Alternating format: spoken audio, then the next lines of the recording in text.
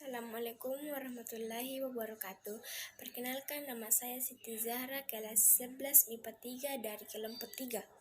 Kata pengantar, puji syukur kehadirat Allah Subhanahu wa Ta'ala yang telah memberikan rahmat dan karunia-Nya sehingga kami dapat menyelesaikan masalah yang berisikan sejarah tentang perlawanan bangsa Indonesia terhadap bangsa Barat. Tepat pada waktunya, makalah ini diharapkan dapat bermanfaat untuk menambah pengetahuan bagi para pembaca dan dapat digunakan sebagai salah satu pedoman dalam proses pembelajaran. Kami menyadari bahwa makalah ini masih banyak kekurangannya karena pengetahuan yang kami miliki cukup terbatas. Oleh karena itu, kami berharap kritik dan saran dari pembaca yang bersifat membangun untuk kesempurnaan makalah ini. Akhir kata kami sampaikan terima kasih. Assalamualaikum warahmatullahi wabarakatuh. Perkenalkan, nama saya Dimu Suci Ramadhani dari kelas 11 MIPA 3 kelompok 3. Bab 1. Pendahuluan. Latar belakang. Sejarah merupakan yang sangat penting untuk pembelajaran dalam kehidupan. Karena dengan sejarah kita bisa mengetahui bagaimana pejuang bangsa Indonesia dalam memperjuangkan tanah air Indonesia ini, yang sejak abad ke-18 penetrasi kekuasaan Belanda semakin besar dan meluas. Bukan hanya dalam bidang ekonomi dan politik saja, tetapi juga meluas ke bidang-bidang lainnya seperti kebudayaan dan agama. Hal itu menyebabkan terjadinya berbagai peristiwa perlawanan dan peperangan melawan penindasan dan penjajahan bangsa Barat. Bab 2. Pembahasan. Perang Tondano. Perang Tondano yang terjadi pada 1808 sampai 1809 adalah perang yang melibatkan orang Minahasa di Sulawesi Utara dan pemerintah kolonial Belanda pada permulaan abad X1X. Perang pada permulaan abad X1X ini terjadi akibat dari implementasi politik pemerintah kolonial Hindia Belanda oleh para pejabatnya di Minahasa, terutama upaya mobilisasi pemuda untuk dilatih menjadi tentara. Sekian dari saya. Wassalamualaikum warahmatullahi wabarakatuh. Assalamualaikum warahmatullahi wabarakatuh. Perkenalkan, nama saya Askarul Haq dari kelas 11 MIPA 3 dari kelompok 3. Saya ingin membacakan makalah saya. 2.2 Pattimura angkat senjata pada tanggal 14 Mei 1817 di Pulau Saparua, pulau yang dihuni orang-orang Kristen. Kembali diadakan pertemuan di sebuah tempat yang sering disebut Hutan Kayu Putih. Dalam berbagai pertemuan itu disimpulkan bahwa rakyat Maluku tidak ingin terus menderita di bawah keserakahan dan kekejaman Belanda. Agustus 1817, Saparua diblokade, benteng Durstede dikepung yang disertai tembakan meriam yang bertubi-tubi. Satu persatu perlawanan di luar benteng dapat dipatahkan. Daerah dari kepulauan itu jatuh kembali ke tangan Belanda. Dalam kondisi yang demikian itu, Pattimura memerintahkan pasukan meloloskan diri dan meninggalkan tempat pertahanannya. Dengan demikian, benteng Durstede berhasil dikuasai Belanda kembali. Pattimura dan pengikutnya terus melawan dengan gerilya, tetapi bulan November beberapa pembantu Pattimura tertangkap seperti Kapiten Pulau Tiahahu, ayah Kristina Tiahahu, yang kemudian dijatuhkan hukuman mati. Mendengar peristiwa ini, Kristina marah Tiahahu marah dan segera pergi ke hutan untuk bergerilya. Belanda belum puas sebelum dapat menangkap Pattimura. Bahkan Belanda mengumumkan kepada siapa saja yang dapat menangkap Pattimura akan diberi 1.000 gulden. Setelah 6 bulan memimpin perlawanan, akhirnya Pattimura tertangkap. Tetap pada tanggal 16 Desember 1817, Pattimura dihukum gantung di alun-alun kota Ambon. Kristina Mata Tiahahu yang berusaha melanjutkan peran gerilya akhirnya juga tertangkap. Ia tidak dihukum mati, tetapi bersama 39 orang lainnya dibuang ke Jawa sebagai pekerja rodi. Di kapal Kristina Marhatiahahu tidak mau makan dan buka mulut. Ia jatuh sakit dan meninggal pada tanggal 1 Januari 1818. Assalamualaikum warahmatullahi wabarakatuh. Perkenalkan, nama saya Madina, kelas 11 MIPA 3 dari kelompok 3. Peran Padri dalam kurung 1821 sampai 1837 tutup kurung.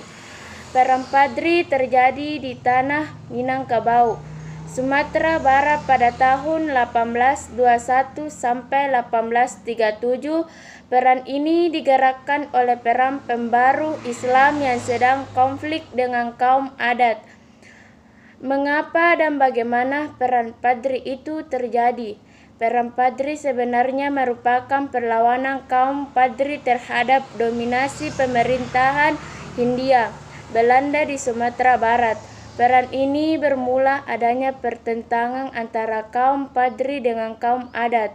Adanya pertentangan antara kaum Padri dengan kaum adat telah menjadi pintu masuk bagi campuran tangan Belanda. Perlu dipahami, sekalipun masyarakat Sumatera Barat sudah memerlukan agama Islam, tetapi sebagian masyarakat masih memang teguh adat dan kebiasaan yang kadang-kadang tidak sesuai dengan ajaran Islam. Sejak akhir abad ke-18 telah datang seorang ulama dari kampung Kota Tua di daratan agama. Karena berasal dari kampung Kota Tua, maka ulama itu terkenal dengan nama Tuanku Kota Tua. Tuanku Kota Tua ini mulai mengajarkan pembaruan dan praktik agama Islam dengan memiliki realitas kebiasaan masyarakat. Tuanku Kota Tua menyatakan bahwa masyarakat Minangkabau sudah begitu jauh menyimpan dari ajaran Islam. Ia menunjukkan bagaimana seharusnya masyarakat itu hidup sesuai dengan Al-Quran dan Sunnah Nabi. Di antara murid dari Tuanku Kota Tua ini adalah Tuanku Nanrenceh.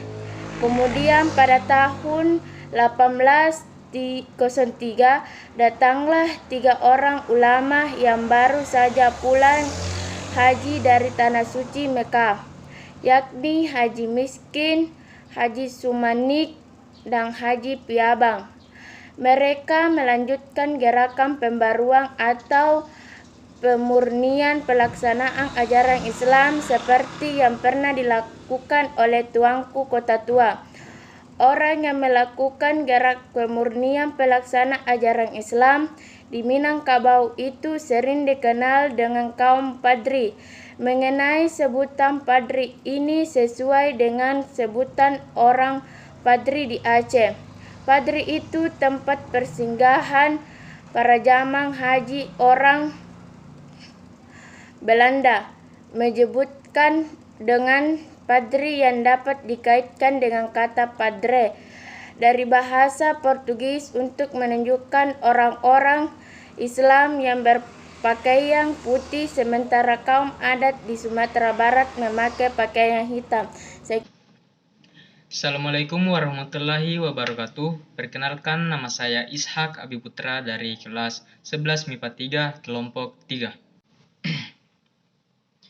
Dalam melaksanakan pemurnian praktik ajaran Islam, kaum Padri menentang praktik berbagai adat dan kebiasaan kaum adat yang memang dilarang dalam ajaran Islam seperti berjudi, menyabung ayam, minum minuman keras. Kaum adat yang mendapat dukungan dari beberapa pejabat penting kerajaan menolak gerakan kaum Padri. Terjadilah pertentangan antara kedua belah pihak, timbullah bentrokan antara keduanya. Tahun 1821, pemerintah Hindia Belanda mengangkat James Dupuy sebagai residen di Minangkabau. Pada tanggal 10 Februari 1821, Dupuy mengadakan perjanjian persahabatan dengan tokoh adat, Tuanku Suroaso dan 14 penghulu Minangkabau. Berdasarkan perjanjian ini, Maka beberapa daerah kemudian diduduki oleh Belanda. Pada tanggal 18 Februari 1821, Belanda yang telah diberi kemudahan oleh kaum adat berhasil menduduki Simawang. Di daerah ini telah ditempatkan 2 meriam dan 100 orang serdadu Belanda. Tindakan Belanda ini ditentang keras oleh kaum Padri. Maka tahun 1821 itu meletuslah Perang Padri. Perang di Ponegoro. Dalam suasana penderitaan rakyat dan kekacauan itu tampil seorang bangsawan, putra Sultan Hamengkubuwana III yang bernama Raden Mas Ontowiryo atau lebih terkenal dengan nama Pangeran Diponegoro. Pangeran Diponegoro merasa tidak puas dengan melihat penderitaan rakyat dan kekejaman serta kelicikan Belanda. Pangeran Diponegoro merasa sedih dengan menyaksikan masuknya budaya barat yang tidak sesuai dengan budaya timur. Oleh karena itu, Pangeran Diponegoro berusaha menentang dominasi Belanda yang kejam dan tidak mengenal peri kemanusiaan. Tanggal 20 Juli 1825 meletuslah Perang di Ponegoro. Perlawanan di Bali. Bali adalah sebuah pulau kecil yang terkenal di Indonesia. Pada abad ke-19, Bali belum banyak menarik perhatian orang-orang. Baru tahun 1830, pemerintahan Hindia Belanda aktif menanamkan pengaruhnya. Perkembangan dominasi Belanda menyulut api perlawanan rakyat Bali. Perang Puputan. Mengapa terjadi Perang Puputan di Bali? Abad ke-19 sudah berkembang kerajaan-kerajaan berdaulat. Contohnya kerajaan-kerajaan Buleleng dan lain-lain. Pada masa Gubernur Jenderal Daendels, ada kontak dengan kerajaan Bali menyangkut hubungan dagang dan sewa. Tapi Hindia Belanda ingin menanamkan pengaruhnya dan berkuasa di Bali. Pertama, GA, Grandper Molière, misi ekonomi. Kedua, Huskus Kopman, misi politik. Misi ekonomi jauh lebih berhasil daripada misi politik, namun terus diusahakan dan dicapai perjanjian antara Raja Bali dan Belanda. Perjanjian kontrak antara Raja-Raja Bali dan Belanda seputar hukum tawang karang agar dihapuskan. Tanggal 15 April 1849, serangan Belanda dimulai di Jagaraga. Tanggal 16 April, Jagaraga berhasil dilumpuhkan Belanda. Terbunuhnya Raja Buleleng dan Pati Ketut. Jatuhlah kerajaan Buleleng, menyusul Karangasem yang ditaklukkan 18 Mei 1849. Pertempuran terus terjadi. Tahun 906, Perang Puputan terjadi di Bandung. Tahun 1908, Perang Puputan di Klungkung. Perang Banjar. Di Kalimantan Selatan berkembang Kerajaan Banjar atau Banjarmasin.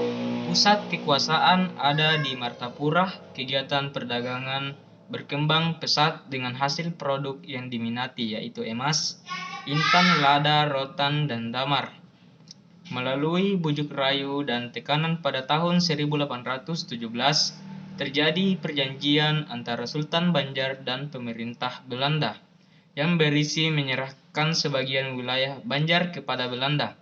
Tanggal 4 Mei 1826 menetapkan bahwa daerah kekuasaan Banjar ada Sungai, Martapura, dan Banjarmasin. Pada tanggal 28 April 1859, orang-orang Muning di bawah komando Penambahan Aling dan putranya Sultan Kuning menyerbu kawasan Batubara di Pengaron. Tanggal 25 Juni 1859 secara resmi Tamjidillah mengundurkan diri dan mengembalikan legalia Banjar kepada Belanda. Tamjidillah kemudian diasingkan ke Bogor. Bulan Agustus 1859, Antasari bersama pasukannya berhasil menyerang benteng Belanda di Tabanio. Kemudian pasukan Surapati berhasil menenggelamkan kapal Belanda, Onrus, dan merampas senjata yang ada di kapal tersebut. Dengan demikian Perang Banjar semakin meluas. bulan Agustus sampai September tahun 1859, pertempuran banjir terjadi di 3 lokasi, yaitu Banua Lima, Martapura, dan Tanah Laut, serta sepanjang Sungai Barito. Pertempuran di Sungai Barito dikomandani oleh Pangeran Antasari Kiai Demang di Benteng Tobanio. Pertempuran sengit terjadi dan membawa banyak korban. Aceh berjihad. Aceh dikenal karena adanya tsunami tahun 2004 dan sebutan Serambi Mekah. Ibarat Serambi Mekah merupakan daerah dan kerajaan yang berdaulat, tetapi kedaulatan terganggu karena keserakaan dan dominasi Belanda. Dominasi dan kekejaman tersebut melahirkan Perang Aceh. Perang terjadi pada tahun 1873 sampai 1912. Latar belakang Perang Aceh. Perkembangan politik yang semakin memohon Kesultanan Aceh adalah ditandatanganinya Traktat Sumatera antara Belanda dengan Inggris 2 November 1871. Isi traktat tersebut antara lain Inggris memberi kebebasan kepada Belanda untuk memperluas daerah kekuasaannya di seluruh Sumatera. Tahun 1873 Aceh mengirim Habib Abdurrahman pergi ke Turki untuk meminta bantuan senjata. B. Syahid atau menang. Agresi Belanda terjadi pada tanggal 5 April 1873. Tentara Belanda di bawah pimpinan Jenderal Mayor J.H.R. Kohler terus melakukan serangan terhadap pasukan Aceh. Pasukan Aceh terdiri dari elebalang ulama dan rakyat terus mendapat gempuran dari Belanda. Tanggal 14 April 1873 terjadi pertempuran sengit di bawah pimpinan Tengku Bata melawan tentara Belanda di bawah pimpinan Kohler untuk memperebutkan Masjid Raya Baitur Rahman. Pasukan tersebut berhasil mengalahkan Kohler di bawah pohon. Kemudian pohon tersebut dinamakan Kohler Bom. Perang Batak. Tahun 1870 yang menjadi Raja Patuan Bosar Hompu Pulo yang bergelar Sisinga Mangaraja 12. Masuknya dominasi Belanda ke tanah Batak disertai dengan penyebaran agama Kristen. Namun hal tersebut ditolak oleh Raja Sisinga Mangaraja karena ditakutkan akan menghilangkan tatanan tradisional dan bentuk kesatuan negeri yang telah ada secara turun-temurun. Juli 1889, Sisinga Mangaraja 12 kembali angkat senjata. Tetapi tanggal 4 Desember 1899, hutan Puong jatuh ke tangan Belanda. Pasukan Belanda di bawah pimpinan Van Daden mengadakan operasi sapu bersih. Tahun 1907, Belanda fokus menangkap Sisinga Mangaraja 12. Tanggal 12 Juni 1907, Belanda berhasil menangkap Sisinga Mangaraja 12. Dalam keadaan terdesak, dia dan putra-putranya melarikan diri. Namun dalam pertempuran tersebut, Sisinga Mangaraja berhasil tertembak mati. Begitu juga putrinya dan kedua putranya Sultan Nagari dari Patuan. Dengan demikian berakhirlah perlawanan Batak. Bab 3. Penutup. B. Saran.